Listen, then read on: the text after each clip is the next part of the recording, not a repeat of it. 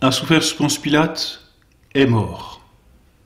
Notre Seigneur est véritablement mort sur la croix en poussant un grand cri. Cri inexplicable, disons, naturellement, parce que un crucifié avait du mal à respirer. Le poids de son corps l'entraînait vers le bas, et comme ses mains étaient attachées plus en hauteur, les poumons sont comme obstrués. Donc pour respirer, il fallait que le crucifié se soulève sur la croix, et donc arrachant quelques douleurs ou à ses pieds sur lesquels il s'appuyait, ou à ses bras qui prenaient appui sur les clous pour pouvoir soulever légèrement les poumons et puis respirer, reprendre un peu d'air. Dans ces conditions, il est impossible de crier. Mais notre Seigneur l'a dit, « Ma vie, je la donne », et notre Seigneur est mort librement, volontairement.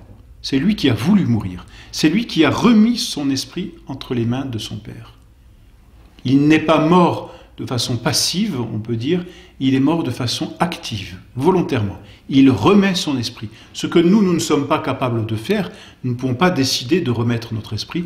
Dieu, notre Seigneur qui est Dieu, sur la croix peut le faire. Et donc sa mort volontaire, libre, est un acte par lequel il remet son âme entre les mains du Père. C'était la dernière parole qu'il avait prononcée sur la croix. Et là, les Juifs se disaient, ça y est, c'est terminé. On pensait qu'on en avait fini. Maintenant, on passe à autre chose. Du reste, c'est le sabbat, demain, c'est la Pâque, en plus. Donc, il y a autre chose à faire, on rentre chez soi. Mais quoi? On ne tue pas Dieu impuniment. On ne met pas à mort notre Seigneur sans être puni. Et puis, lorsque le Créateur, sur la croix, est aussi maltraité, la nature elle-même s'en indigne. De telle sorte que de nombreux prodiges que les évangélistes rapportent et que des historiens de l'époque ont pu voir aussi et constater, donc sont accomplis après la mort de notre Seigneur. C'est le deuil de la nature, déchirement de la nature qui participe, si l'on peut dire, à la mort de son Créateur et qui pleure cet événement. Alors, les ténèbres d'abord, nous en avons parlé, de la 6e à la 9e heure, puisque notre Seigneur meurt vers la 9e heure, c'est-à-dire vers 3 heures de l'après-midi. Donc, durant, grosso modo, 3 heures, il y a eu des ténèbres sur la terre. Inexplicable. Et puis ensuite, après la mort de notre Seigneur, il y a eu un tremblement de terre. Les rochers se fendirent, et l'on a pu constater que les fentes de ces rochers ne suivent pas les rainures, les nervures. Elles sont absolument pas naturelles. C'est un miracle. Et puis alors, non seulement les rochers s'ouvrent, mais des tombeaux s'ouvrent et des morts ressuscitent, semant certainement l'épouvante dans Jérusalem, mais accréditant là que c'est bien notre Seigneur qu'on a mis à mort. C'est bien le Messie. Pour être capable de faire de tels prodiges, ça n'est arrivé qu'une fois qu'à la mort de quelqu'un, autant de morts ressuscitent. Pourquoi? Mais notre Seigneur est la vie, et par sa mort, il nous donne la vie, en faisant ressusciter ces gens de Jérusalem qui étaient enterrés depuis combien de temps? On n'en sait rien. Mais en tout cas, en permettant ces résurrections, notre Seigneur manifeste qu'il est la vie, comme il l'avait dit, et qu'il donne sa vie par sa mort. Nous avons été rachetés par sa mort. Alors, certainement aussi, ces morts qui ressuscitent sont venus témoigner de la divinité de notre Seigneur. Et ça, on ne pouvait pas y échapper. On avait beau dire non, c'est quelque chose de naturel, les morts ressuscités, ça n'est absolument pas naturel. C'est un témoignage de la divinité de notre Seigneur. Et puis au temple, imaginez au temple, on est en train de préparer les sacrifices, alors des sacrifices d'agneaux, sanglants bien sûr, et puis dans le temple, il y a cette partie qu'on appelle le Saint, et à l'intérieur du Saint, une deuxième partie qu'on appelle le Saint des Saints, qui était entièrement cachée par un grand rideau, et seul le grand prêtre pouvait pénétrer dans le Saint des Saints une fois par an seulement. Et voilà que tandis qu'on est en train de faire les sacrifices dans le temple, et puis d'amener les agneaux, enfin bref, et il y a du monde, beaucoup de monde, voilà que le voile du temple, et ça c'est les évangélistes aussi qui le soulignent, le voile du temple se déchire en deux. Et il se déchire de haut en bas. Ce voile du temple qui se déchire, c'est la manifestation de la fin de l'Ancienne Alliance. L'Ancienne Alliance est morte, et elle deviendra mortifère. L'Ancienne Alliance ne vaut plus. Les sacrifices des animaux ne valent plus. Le sacrifice par excellence a été réalisé, et il n'y a plus que ce sacrifice qui vale quelque chose, c'est le sacrifice de notre Seigneur sur la croix. Et cela, les prêtres ont vu ce voile déchiré en deux. Et comme ça n'était pas une affaire humaine, ni naturelle, ils auraient dû comprendre, là encore, la volonté de Dieu, puisque le Saint des Saints, c'était l'endroit où Dieu habitait. En déchirant ce voile, Dieu manifestait très clairement qu'il n'habitait plus dans ce temple. C'est terminé. L'ancienne alliance, l'Ancien Testament est révolu par la mort de notre Seigneur. Les sacrifices de l'Ancien Testament étaient des figures du sacrifice de notre Seigneur. Maintenant que la réalité a eu lieu, les figures disparaissent. Le voile est déchiré.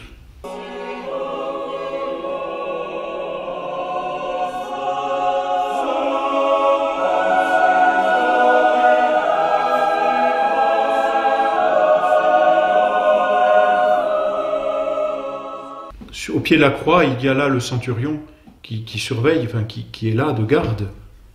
Et lui voit notre Seigneur expirer en poussant un grand cri et fait un acte de foi. Vraiment, cet homme était le Fils de Dieu. Ce centurion est probablement la première personne à se convertir qui ne soit pas juive, manifestant là encore l'universalité du salut, accordé à tous les hommes. Vraiment, cet homme était le Fils de Dieu. Et puis, non seulement ce centurion, mais les témoins, disent les évangélistes, les témoins de la crucifixion et de tous ces prodiges inouïs, repartent chez eux en se frappant la poitrine, probablement de contrition, de regret de leur péché. Et puis, on peut très bien imaginer aussi, dans l'enfer, dans les enfers, on peut imaginer le cri de Satan qui s'aperçoit qu'il est vaincu là où même il pensait avoir vaincu. Là où Satan pensait être victorieux en mettant cet homme à mort et en attirant la malédiction divine, parce que mourir sur la croix, c'était attirer la malédiction de Dieu, Satan finalement n'a fait que réaliser le plan de Dieu sans le vouloir. Et donc, il est contre lui, malgré lui, et même utilisé pour être vaincu. C'est terrible, parce que Satan s'aperçoit à ce moment-là qu'il a été roulé. Il a perdu. Et notre Seigneur l'a dit, j'ai vaincu. Alors on peut bien penser qu'il y a eu un cri et puis quelque chose d'effroyable qui a dû se passer en enfer.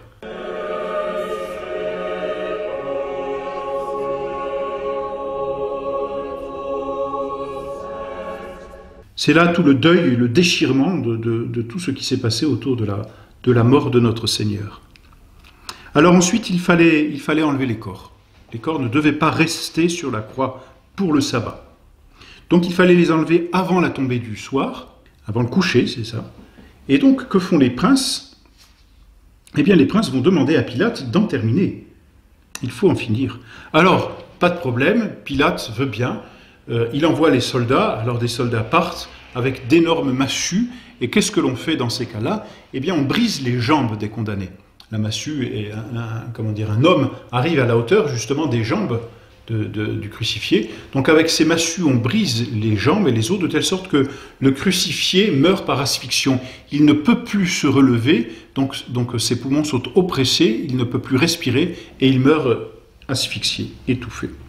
Alors les soldats s'approchent des trois croix, notre Seigneur entouré des deux larrons, et puis ils font le premier larron, ils lui brisent les jambes, comme disent les Écritures, ils lui brisent les jambes, ils s'approchent du deuxième larron, ils lui brisent aussi les jambes, et là, s'approchant de notre Seigneur, ils s'aperçoivent qu'il est déjà mort. La tête est inclinée, il est rigide. Alors notre Seigneur, déjà mort, il était inutile de lui briser les jambes. Alors un soldat, s'approchant du corps, prend sa lance et transperce le côté de notre Seigneur, en diagonale, n'est-ce pas, par le côté, il atteint le cœur, sous les côtes, passant sous les côtes, il atteint le cœur de notre Seigneur. Et Saint Jean, qui est encore là, au pied de la croix, lui voit le fait, l'atteste, il le dit, qu'il l'atteste. Et puis en même temps, Saint Jean voit de ce côté transpercé couler du sang et de l'eau. Et Saint Jean rend témoignage. D'abord, le témoignage, c'est que il était prophétisé qu'aucun de ses os ne serait brisé. Et notre Seigneur n'a pas reçu ses coups de massue, il était déjà mort, et la lance n'a brisé aucun os. Et puis ensuite, le sang, ici, est le symbole de l'Eucharistie, qui vient vivifier nos âmes, et puis l'eau, est le symbole du baptême qui vient régénérer nos âmes et leur donner la vie surnaturelle.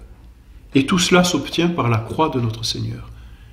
C'est de la croix, et l'on peut dire du cœur transpercé de notre Seigneur, que naît l'Église. Notre Seigneur donc est mort, et ce coup de lance ne fait que le manifester. Puisqu'il est mort donc, on va enlever, descendre notre Seigneur de la croix, on le détache, et puis on va l'enterrer. Comme cela se faisait, on enterrait les suppliciés avec leurs instruments, c'est-à-dire avec les clous, et probablement tout ce qui avait servi à les crucifier.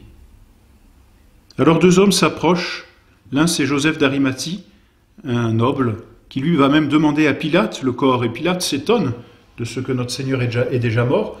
Il demande confirmation auprès d'un soldat qui lui dit oui, il est mort. Alors Pilate permet à Joseph d'Arimathie de prendre le corps. Et puis Nicodème, qui est aussi un docteur de la loi et qui siégeait parmi le conseil, eh bien Nicodème, qui est d'ailleurs celui qui avait consulté notre Seigneur en pleine nuit, Nicodème s'approche aussi. Et puis vont détacher tous les deux, certainement aidés de Saint Jean, vont détacher notre Seigneur.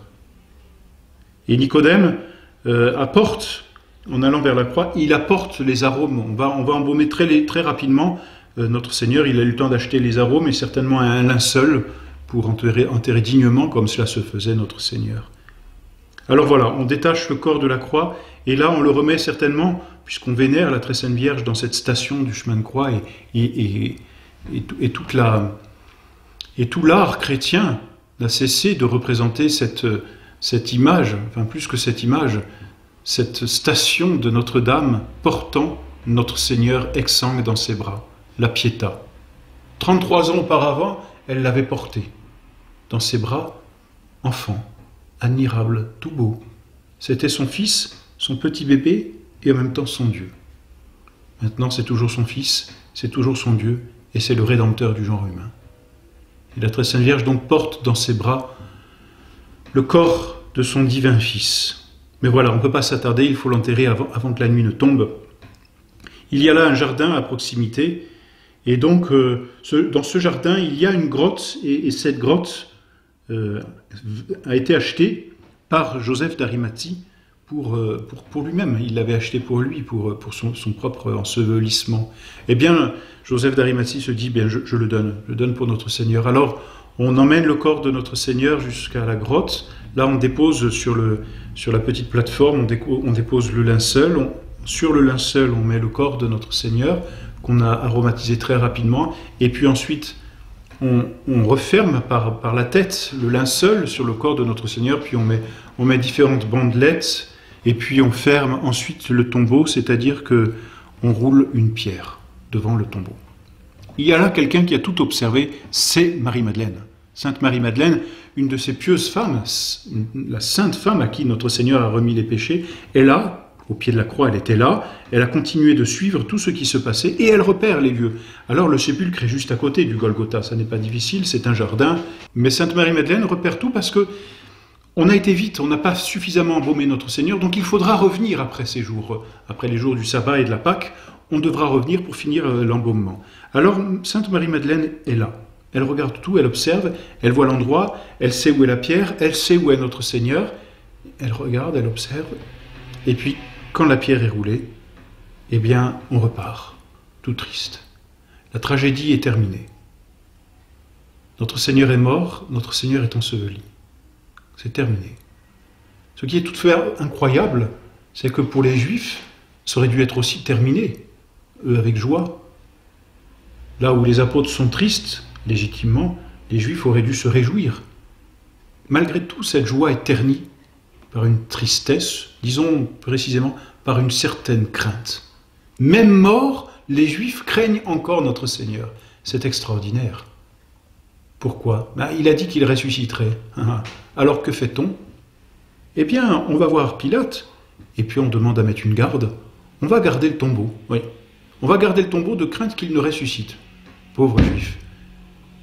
Si notre Seigneur est Dieu, que peuvent-ils faire avec une garde ? Bon, Pilate leur accorde leur garde, il dit, vous avez votre propre garde, eh bien faites surveiller votre tombeau. C'est ainsi qu'il y a ce sentiment de tristesse chez les disciples de notre Seigneur qui n'ont pas tout compris à la Passion encore, et ce sentiment de crainte chez les Juifs.